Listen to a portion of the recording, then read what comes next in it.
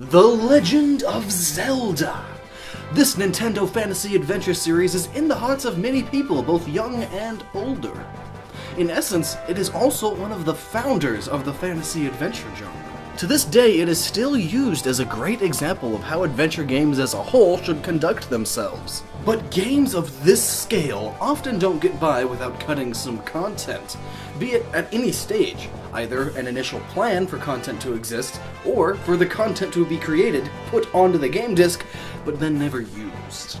And before you say it, no, this is not just another cut content beta video on the Legend of Zelda franchise, because doing that on the whole franchise, oh, we'd be here forever. Let's see, I can start the video by talking about this cut dungeon from Ocarina of Time, and then I can talk about that other dungeon cut from Ocarina of Time. Ooh, and then that other dungeon cut from Ocarina of Time.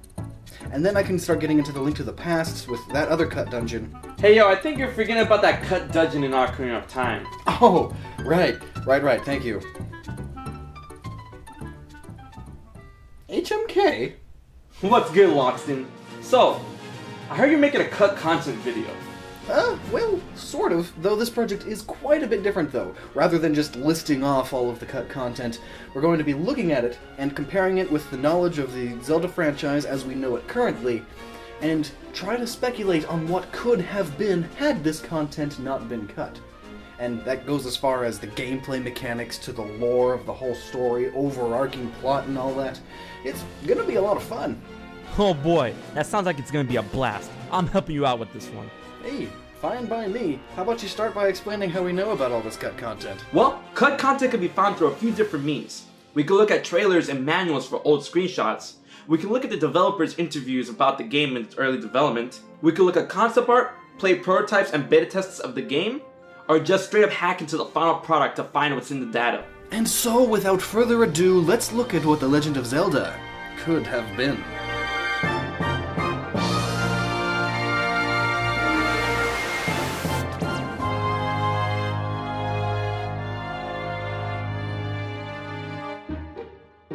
Let's start with Skyward Sword. For the most part, this game remained intact from what the developers originally envisioned.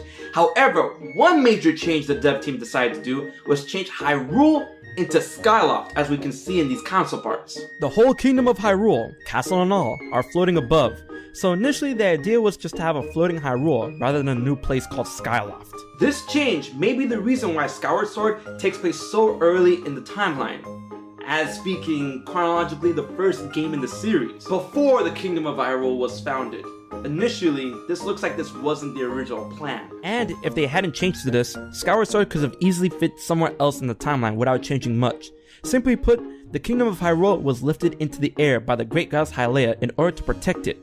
A similar situation to the Wind Waker, only being surrounded everything with air instead of water. A significantly less lethal approach.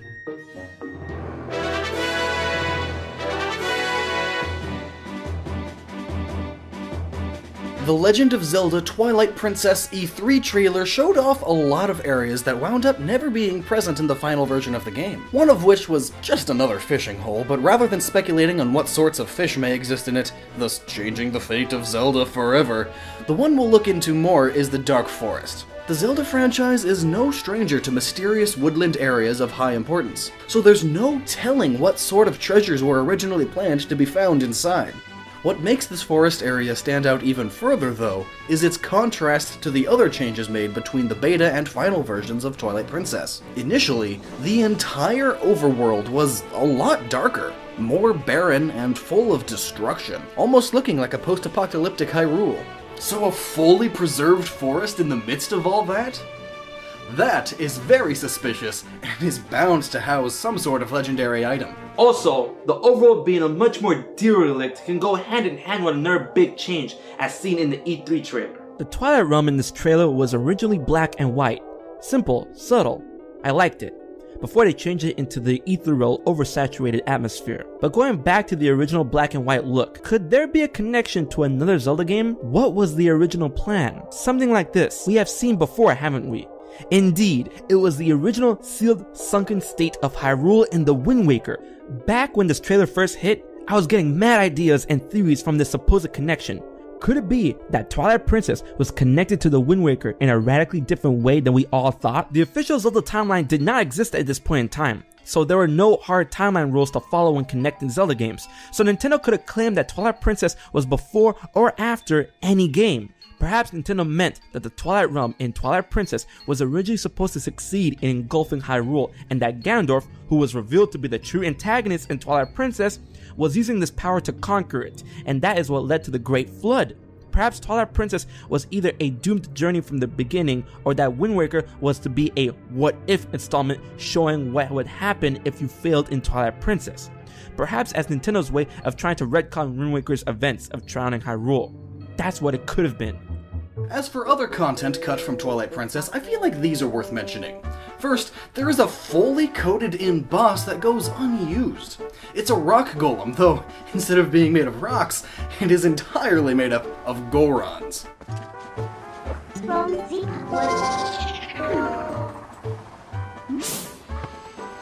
So apparently, originally at some point the story had a bunch of Gorons getting so angry at Link, they all wanted to kill him. Or they were all possessed.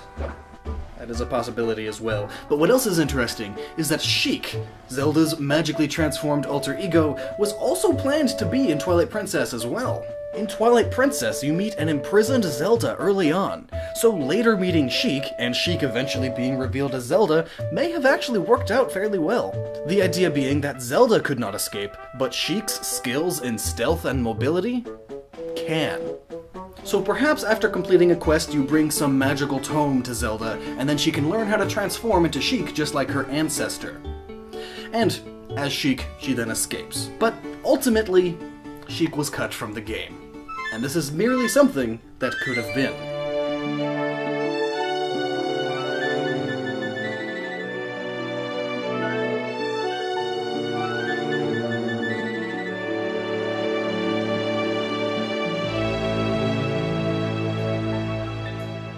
Now we'll look at what could have been when it comes to The Legend of Zelda The Wind Waker. There was a lot of planned islands that didn't make it into the final cut of the game, including Stovetop Island, a volcanic island that has a bunch of hot springs. Knowing that there are a lot of unused islands in the game's data, as well as being vastly planned, it would seem that the Great Sea was planned to be a lot less sparse, to have lengthened the game and changed its pacing. Instead of going to the next island for your next mission, you could have stopped at a side island or two. What gets really interesting is that Wind Waker was initially going to span years, rather than like a month?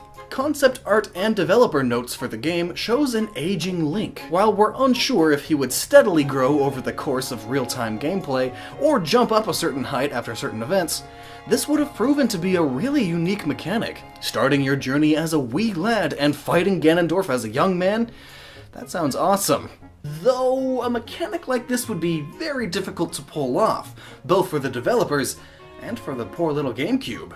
Having to deal with all the animation differences from each stage of height as he gradually grows would prove very tricky. Plus there's the issue of conveying years passing by to the audience.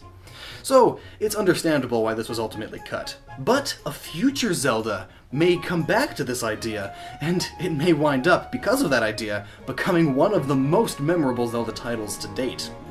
Wind Waker's direct sequel, Phantom Hourglass, had a lot of the same cut content as the original Wind Waker did, including a lot of islands that were unused in the game's data and a bunch of concepts that didn't make it into the final game. According to Hyrule Historia, this mysterious island was supposed to expand every time Link visited it, maybe by bringing items to the residents and building up the island every time you go there. That means an entire side quest from this game has been scrapped.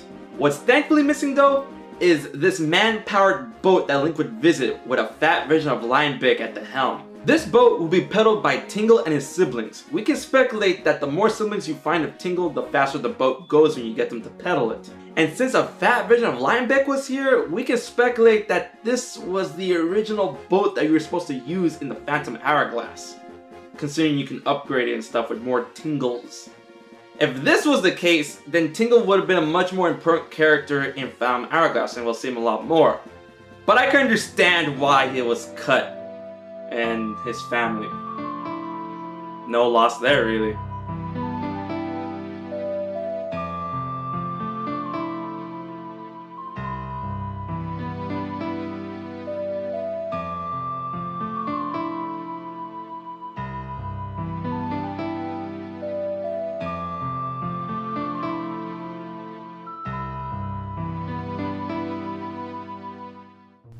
The Legend of Zelda Ocarina of Time had a lot of cut content, though that is understandable as 3D games were still new, so the developers were bound to have had a lot of trial and error.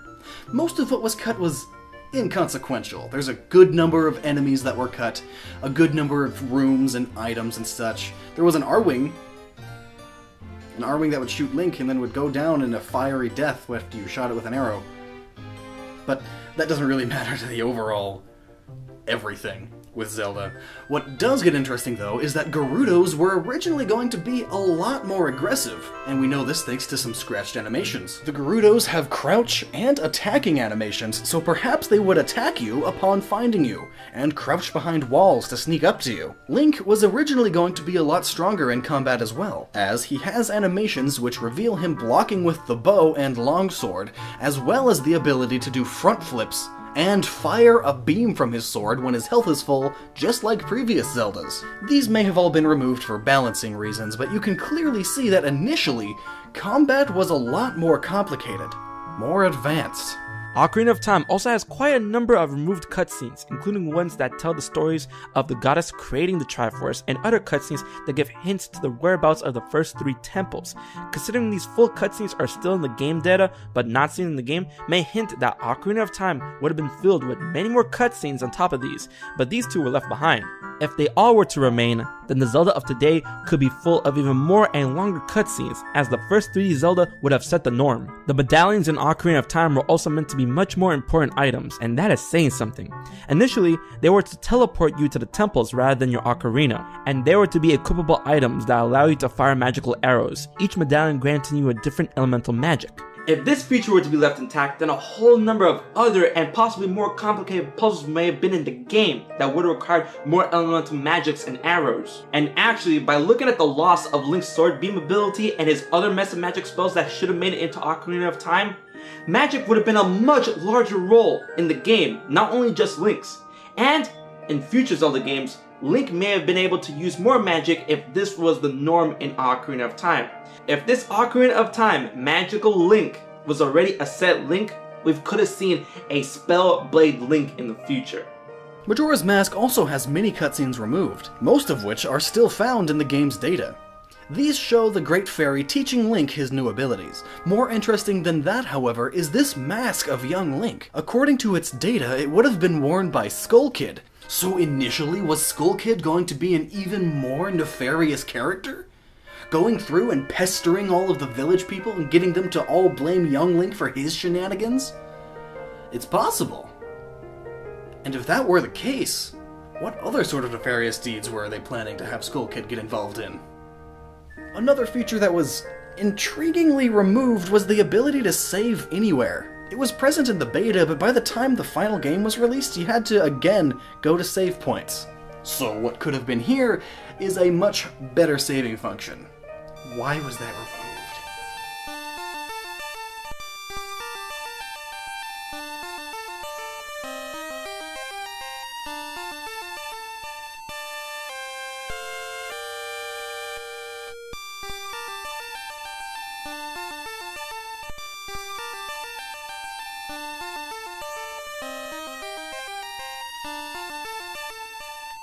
The twin Zeldas, Oracle of Ages and Oracle of Seasons, are often forgotten about. Each tell one big story, and you can play them together in any order using a password that you get from completing one of the games, and entering it at the beginning of the other game. Each game focuses on one of the 3 oracles, Din and Nehru. Wait, that's 2. But you said there were 3. There are 3. In fact, this is the biggest cut content in all of Zelda history, an entire game. Originally, this duology was supposed to be a trilogy, focusing on the 3rd oracle, Feor.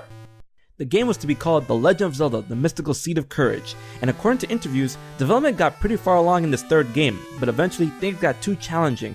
It's hard enough to have 2 games work hand in hand with each other, and work being played in any order with the use of passwords. But making it 3? Now you have 6 different possibilities of play order to deal with, not to mention having to figure out how all 3 stories are going to work together. So, it was thrown out altogether. Feor did not get a game about her, but we can assume that the game would have had a similar plot to the other 2, with some new villain trying to capture Feor in order to sacrifice her to resurrect Ganon. We don't have much info to speculate on, but basically, we know that the Zelda franchise could have been one game bigger.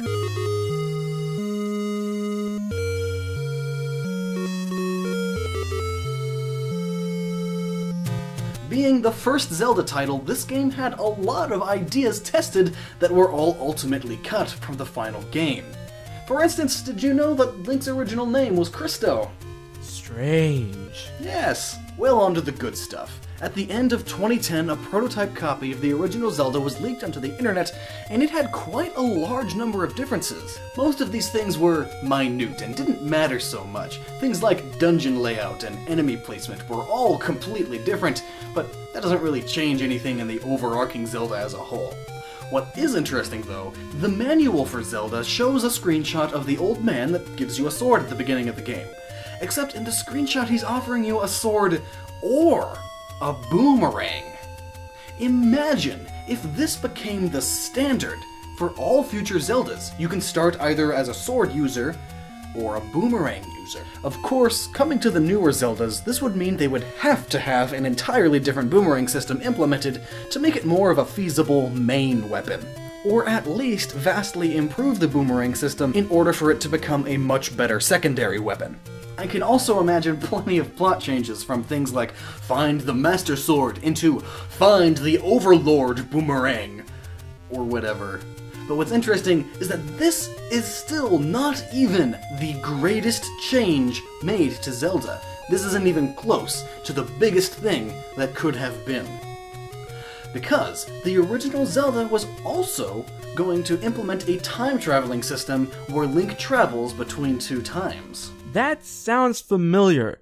Isn't that basically what A Link to the Past and Ocarina of Time did? Meaning they just saved that idea for later? Well, yes and no. The time-traveling mechanic was scrapped mainly because the NES was completely unable to handle all of the information a system like that would require. But no, what makes this full-on lost content, a forgotten idea, still yet to be implemented, is that Link was intended to time travel into the future. Though, not a future like our own, rather a future like that of Final Fantasy. A world full of seemingly futuristic technology, computers, cars, indoor plumbing, but really, it's all powered by mana. Well, maybe not the plumbing. You can still see some remnants of this idea in the concept art, especially this outfit of future Zelda. By the time this idea was brought up again, that being Link traveling into the future rather than the past, was during development of Ocarina of Time. But the Nintendo higher-ups all persuaded the development team against it, since Zelda had now had an established formula, and they should probably stick to it, stay safe. Meaning, if the original Zelda did indeed manage to have Link travel into the future, then the Zeldas of today could all be incredibly different.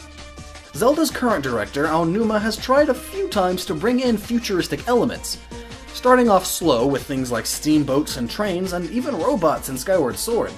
And now in Zelda Wii U there's some sort of mechanical laser-shooting hermit crab, and Link has a sort of laser bow, though these again are probably mana-based, like Final Fantasy. So Aonuma is still playing around with this idea of a futuristic setting for Zelda, though little bits here and there, testing it out, testing the waters, as it will. And it's cool to know that these ideas were all started from the original Zelda. But wait, what about A Link to the Past? Spirit Tracks, Zelda 2! They, very simply put, don't have enough cut content to speculate about what could have been with them. Ah, excellent. The Road of Fate has many paths, and if these removed ideas and concepts were to remain in the Legend of Zelda games, their destiny would have painted a drastically different picture for each story and the entire legacy. But all we can do now is wonder what could have been. And thank you for watching our speculation on what the Legend of Zelda franchise could have been. But this is only half the project. On my channel, we explore what could have been in the Kingdom Hearts series, taking all the cut content and using it to speculate on the potential paths the series could have taken. It's pretty lore heavy. Well, with Kingdom Hearts, isn't it always? I'll see you guys there. Click here or in the link in the description. Until then, keep up the hype and never Stop using that noggin.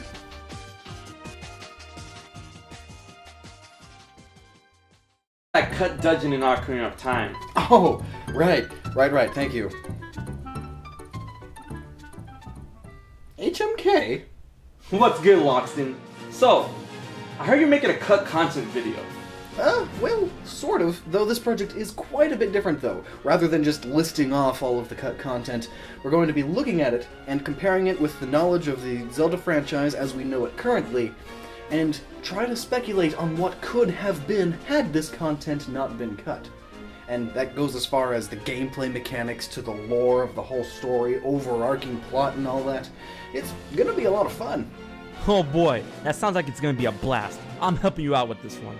Hey, fine by me. How about you start by explaining how we know about all this cut content? Well, cut content can be found through a few different means. We can look at trailers and manuals for old screenshots. We can look at the developers' interviews about the game in its early development. We can look at concept art, play prototypes and beta tests of the game, or just straight up hack it onto the game disc, but then never used. And before you say it, no, this is not just another cut content beta video on the Legend of Zelda franchise, because doing that on the whole franchise, oh, we'd be here forever. Let's see, I can start the video by talking about this cut dungeon from Ocarina of Time, and then I can talk about that other dungeon cut from Ocarina of Time. Ooh, and then that other dungeon cut from Ocarina of Time. And then I can start getting into the Link to the Past with that other cut dungeon. Hey yo, I think you're forgetting about that. The Legend of Zelda! This Nintendo fantasy adventure series is in the hearts of many people, both young and older. In essence, it is also one of the founders of the fantasy adventure genre. To this day, it is still used as a great example of how adventure games as a whole should conduct themselves. But games of this scale often don't get by without cutting some content, be it at any stage, either an initial plan for content to exist, or for the content to be created, put To the final product to find what's in the data. And so, without further ado, let's look at what The Legend of Zelda could have been.